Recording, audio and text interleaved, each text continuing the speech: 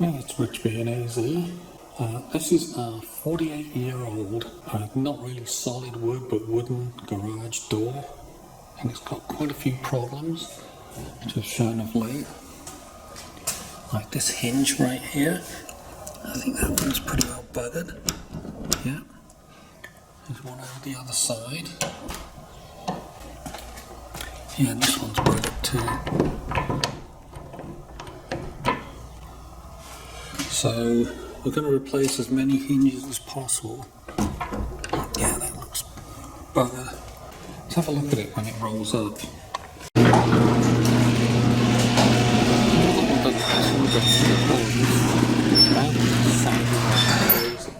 That one is looking bad too. See how the axles on the rollers are sagging right down? Yeah, and the bottom two here is sagging quite badly too, and I think that one's broken. So I did get a set of these door hinges. You notice on the top they have different numbers. These go at the bottom, these go in the middle, and these go at the top. Yeah, they do seem to be a lot stouter, so there's a chance these won't work. Right, I think I'm set for doing stuff. We've got tape if we need to hold the bolts on the other side of the door, because they are through bolts, so we'll end up using these, I think, as long as they're long enough. If they're not long enough, I'm going to have to use the existing ones. 7/16, got wrenches, got a socket, that one's ready to go. Yeah, got to keep the bugs off too. Got a 1/4-inch drill ready, just in case I need that. Got the instructions out, I had a read of them already. I did notice that these rivets are loose if they're rivets, which is why I have my Suzuki chain spray out, which has molybdenum disulfide in it, which is a good dry lubricant. So once these are up, not before, except I will do the rollers, once they're up I'll spray each of the joints with this stuff. It's pretty tacky and sticky, and it should work even if it dries out. Right, we've got the cars outside. It's time to get cracking. I'll put a bit of lumber under there for the first hinge replacement. I can't grovel on the floor anymore. So we'll see if detaching this works. Yeah, springs it.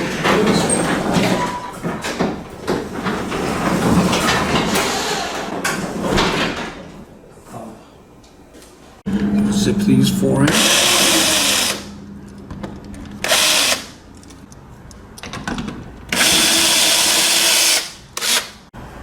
Yeah, the studs don't want to pull out at the moment. Just got to wiggle it out sideways like that. Yeah, it's this bottom one that's ruined. Yeah, this is what they look like on the other side. Sunken. Because it's a wood type door. Okay, so clearly there's one of the bolts coming through and the other one isn't anywhere close. So I'm going to have to drill new holes, so they will have to come out. So I'll pound them out, got the hammer, knock them out, start again. So the good news is that these bolts are the same length, so I should be able to just use the new ones. Okay, so checking with the instructions, there's one hole that isn't slotted. This one right here, the number, it's got the number on it, 1. It goes at the bottom, and it so happens that when you look at it from the side, this line lines up with the center of that pivot. So I'm assuming that you line up on this edge with the joint, like that. Right, so I've got it all lined up, marking it with a Sharpie. Got a center punch to help me make sure I know where I'm going. Oh look, there's a hole already there. Wow. Oh man, I hate that. Oh, I'm gonna have to move that one. There's a hole up here too. Yeah, there is. So the plan is I'm going to drill through the existing hole that is in this door. Oh, this way.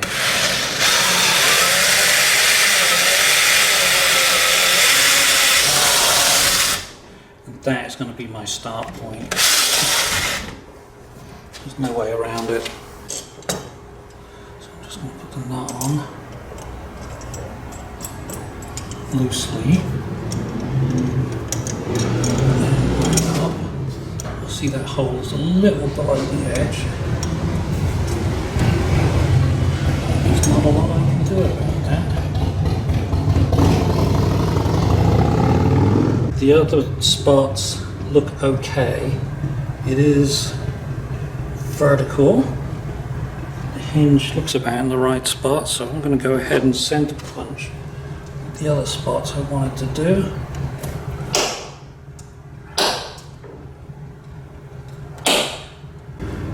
Yeah, I'm able to use this slot to get into another position, so I'm not drilling into the same old hole. And I'm going to drill those three. Well, it kind of looks like I was right about the paint peeling off, getting those new positions in. Yeah, not the best garage door in the world. I have to repaint it when I'm done. Okay, back inside. Okay, so that's number 1 at the bottom on the right. Number 1 bottom left. I didn't quite get that one vertical.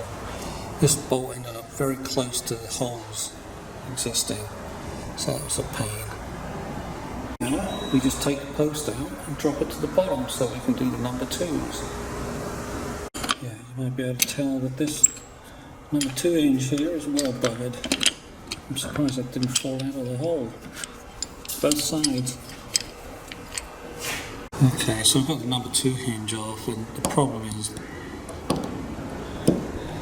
these have pre-drilled holes that were never used because they put the wrong hinges on. And if I drill close to that, I'm going to be screwed because the drill will walk over to the hole. Okay, so the old number 3s looked like they were working, but as you can see here, it's cut halfway through. Yeah, so no, these were buggered too. Yeah, they were done. Toast. Okay, so we've got the number 3 hinge in here. After taking out that one that we just saw that was messed up, let's have a look at the other one, which is allowed to take it off right now.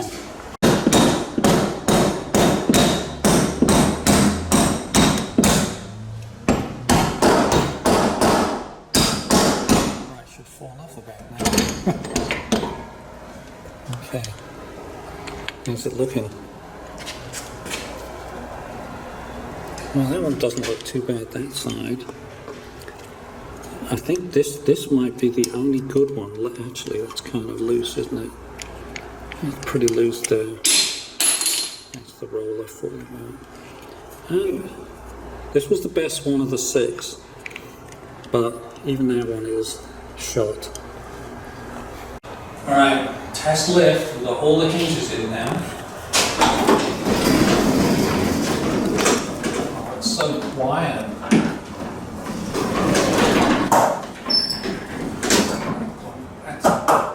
Yeah, let's give it a lift.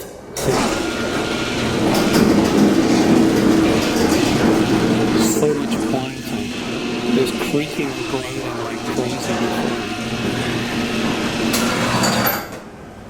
You know what? That's good enough for another 48 years, I think. Oh, wait, no, it's going to fail.